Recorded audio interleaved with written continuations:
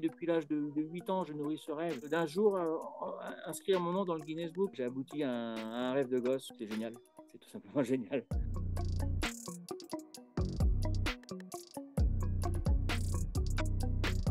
J'ai créé la plus grande sculpture en allumettes au monde.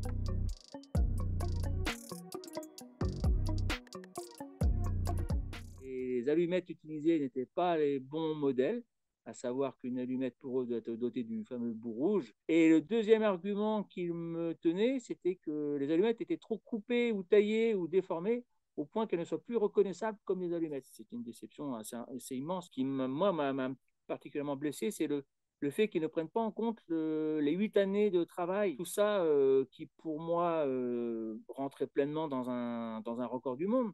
On parle d'une performance quand même hors norme pour rentrer dans un record du monde, c'est le principe.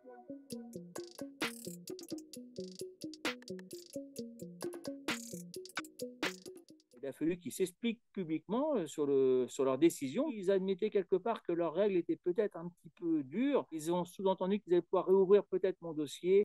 Et c'est ce qui s'est passé. Ils ont accepté finalement de valider ce record. Enfin, ils ont admis que la performance allait au-delà du type d'allumette ou de la manière dont elles ont été coupées. Quand on est persuadé d'avoir fait quelque chose, qu'on est dans les règles, il faut y croire. Donc maintenant, l'idée, c'était de toute manière, c'est ce qui était prévu, c'était de faire des expositions, puisqu'elle est transportable. C'est vraiment sympa qu'elle puisse trôner sur un des sites olympiques, pourquoi pas, ou en tout cas en raccord avec les Jeux olympiques. Hein. En plus, on parle de la Tour Eiffel, c'est quand même le symbole de la France aux yeux du monde entier. Ce serait la récompense ultime.